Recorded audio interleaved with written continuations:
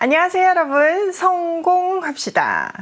만약 우리가 어떻게 살아야 되는지에 대해서 긴 역사가 증명해주는 구체적인 방법이 있다면 여러분 어떻게 하실래요? 당장 적용해 보고 싶겠죠. 오늘 베드로 사도가 실질적인 또 역사적으로 증명된 방법들을 우리에게 알려주고 있는데요. 한번 들어가서 보도록 할게요. 11절 사랑하는 자들아 거류민과 나그네 같은 너희를 권하노니 영혼을 거슬러 싸우는 육체의 정욕을 제어하라. 너희가 이방인 중에서 행실을 선하게 가져 너희를 악행한다고 비방하는 자들로 하여금 너희 선한 일을 보고 오시는 날에 하나님께 영광을 돌리게 하려 함이라. 자, 베드로 사도는 지금 이 땅에서 살고 있는 성도들을 나그네, 거류민이라고 정의했어요. 이 세상은 영원한 거처가 아니라는 뜻이죠. 우리가 갈 곳이 있다는 뜻이기도 해요. 그래서 이 땅에서 살 때는 우리의 영혼을 거슬러 싸우는 육체적인 정욕을 멀리하고 이방 사람들 가운데서 행실을 바르게 하래요. 그렇게 해야 욕하다가도 우리의 선한 행동을 보고 하나님께 돌아오게 되고 그것으로 우리는 하나님께 영광을 돌릴 수 있대요. 정말 그래요. 세상에는 대세라는 흐름이 있어요. 그런데 그 흐름과 다르게 하나님의 법대로 산다면 눈에 띌 수밖에 없죠. 그리고 공격을 받을 수밖에 없어요. 우리는 자기와 다른 사람들을 공격하는 습성이 있으니까요. 그래서 사도행전을 보면요, 크리스찬들이 나타나면 소동이 일어났고요. 그래서 사람들은 크리스찬들에게 소동케 하는 사람들이라고 불렀어요. 처음에는 이렇게 욕하고 멸시하고 핍박하지만요, 우리가 시선을 하나님께 고정시키고 초지일간 하나님의 자녀답게 선하게 산다면 세상은 욕하던 입을 닫고 우리를 통해 서려 나오는 하나님의 빛에 반응하게 되어요. 그리고 어둠 가운데서 빛으로 나오는 놀라운 역사가 일어나죠.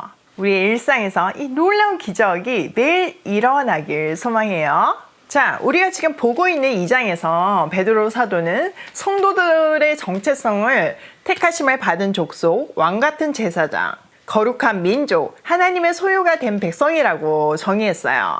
그래서 그 신분에 걸맞게 이 땅에서 살라고 말하고 있어요. 스스로에게는 육체적인 정욕과 싸우면서 또 이방 사람들에게는 선한 영향력을 베푸는 삶을 살라는 거죠. 그렇게 살기 위한 구체적이고 특별한 지시들이 13절부터 이제 마지막 25절까지 나와 있는데요. 하나씩 살펴보도록 할게요. 자, 13절. 인간의 모든 제도를 주를 위하여 순종하고 혹은 위에 있는 왕이나 혹은 그가 악행하는 자를 징벌하고 선행하는 자를 포상하기 위하여 보낸 총독에게 하라. 곧 선행으로 어리석은 사람들의 무식한 말을 막으시는 것이라. 세상은요, 성도가 의롭게 살만한 곳이 아니에요.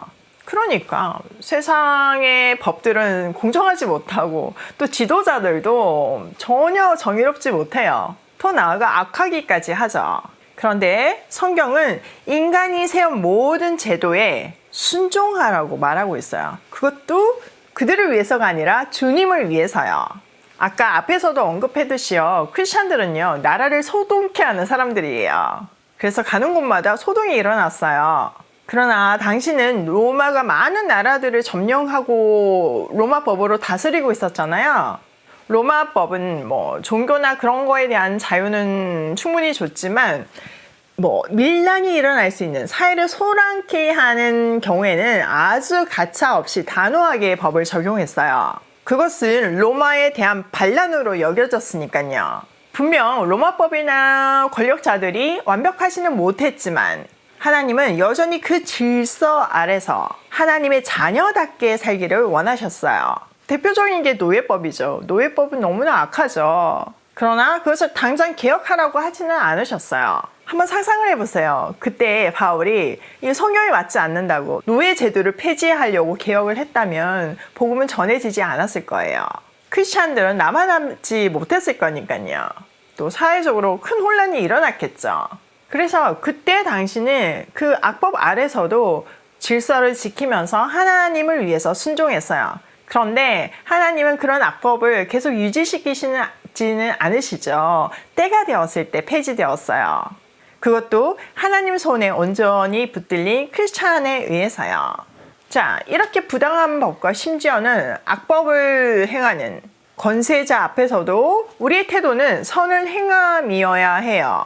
그 선을 행함으로 어리석은 자들의 무지를 막는 것이 하나님의 뜻이었죠. 결국 오랜 세월의 묵묵한 선을 행함으로 기독교인들을 그렇게 탄압하던 로마까지도 AD 392년에 기독교를 국교화하는 기적이 일어났어요. 자, 16절. 너희는 자유가 있으나 그 자유로 악을 가리는 데 쓰지 말고 오직 하나님의 종과 같이 하라. 무사람을 공경하며 형제를 사랑하며 하나님을 두려워하며 왕을 존대하라. 자, 국가라는 틀 안에서 질서를 지키며 살지만 자유인으로 살래요. 진리는 우리를 자유케 하잖아요. 그러나 그 자유를요, 악을 행하는 수단으로 쓰지 말고 하나님의 종으로 사는 데 쓰래요. 주님이 주신 자유로 모든 사람을 존중하며 믿음의 식구들을 돌보고 사랑하며 하나님을 두려워하며 왕을 공경하래요. 자, 18절. 사환들아, 범사에 두려움으로 주인들에게 순종하되 선하고 관용하는 자들에게만이 아니라 또한 까다로운 자들에게도 그리하라. 부당하게 고난을 받아도 하나님을 생각함으로 슬픔을 참으면 이는 아름다우나 죄가 있어 매를 맞고 참으면 무슨 칭찬이 있으리요. 그러나 선을 행함으로 고난을 받고 참으면 이는 하나님 앞에 아름다우니라. 자, 1세기에는 노예 제도가 있었죠. 그 주인들은 노예들을 사람으로 대우하지 않았어요. 그렇지만 그들에게, 그 종들에게 그 악한 법이지만 그 질서 아래서 살래요. 또 주인에게 순종하라고 말하고 있어요.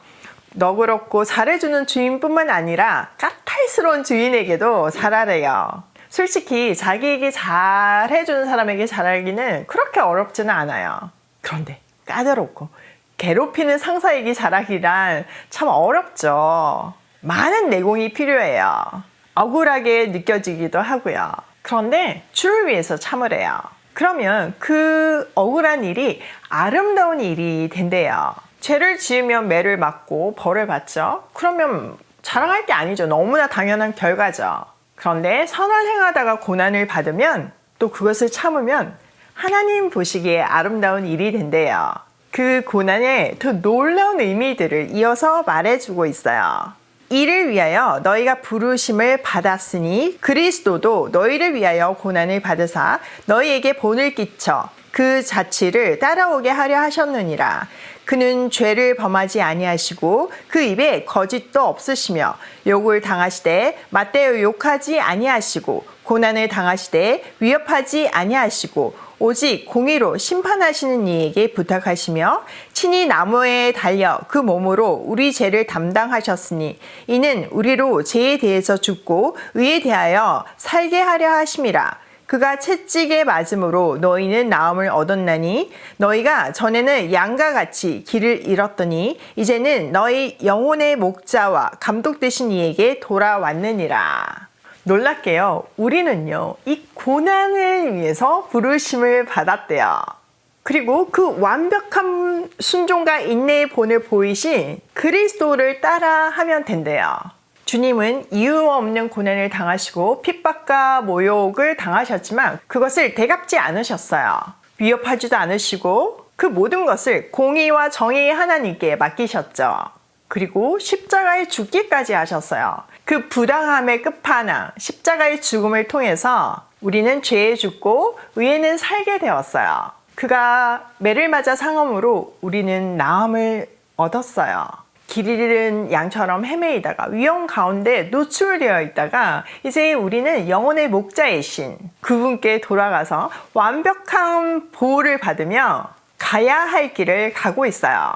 여러분 1세기 기독교인들을 한번 생각해 보세요. 부당하게 맞고 갇히고 죽임을 당하고 이유 없는 고난을 당했지만요. 그들은 주님이 주신 말씀대로 그것을 위해 부르심을 받은 사람처럼 받은 악을 선으로 갚았어요. 악한 주인이라 할지라도 선을 더더욱 행하며 순종했죠. 그 결과 사회 곳곳에서 변화가 일어나기 시작했어요. 처음에는 보이지도 않았고 실패한 것 같았지만요.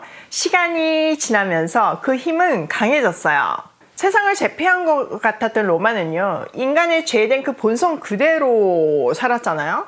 사람은 힘을 가지면 가질수록 그 본성이 더 극대화하잖아요. 남의 말 듣지 않고 자기 마음대로 하고 부패하잖아요. 그래서 로마 문화는 부패하고 타락하고 정말 세상 문화의 끝판왕이었어요. 특히 귀족 계층의 문란한 문화는요. 입이 다물어지지 않을 정도죠. 그래서 아이를 낳고도 이게 누구 아이인지 모르는 일이 비일비재했고 그 결과 아버지에게 일정 기간 아이를 죽일 수 있는 권한까지 주어졌어요.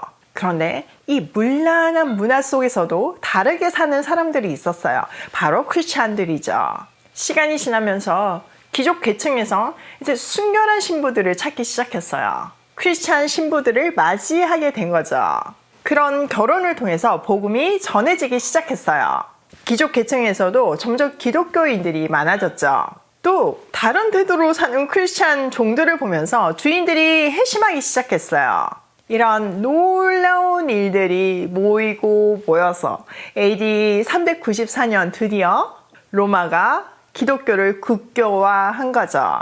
역사가 베드로의 겉면이 맞다는 것을 증명해주고 있어요. 정말 감동이지 않나요? 자, 오늘 내용을 우리 삶에 적용을 해보면 첫 번째, 질서 속에서 그리스도인답게 살자. 물론 우리가 개혁의 시초가 될 수가 있어요. 그렇지만 질서 안에서 지혜롭게 복음의 원리대로 해야 되는 것은 분명해요. 두 번째, 진리가 주는 자유로 하나님의 종이 되자. 우리는 자유케 된 사람들이에요. 그 자유함을 남용하는 것이 아니라 하나님 나라를 확장하고 하나님의 종으로 사는데 사용하기로 해요. 세 번째, 주를 위한 고난은 아름다운 일이다. 로마의 국교화 과정을 통해서 그게 정말 아름다운 일이라는 것을 증명해 주었잖아요. 오늘 하루도 주를 위해서 고난을 받는 아름다운 한날이 되길 소망해요.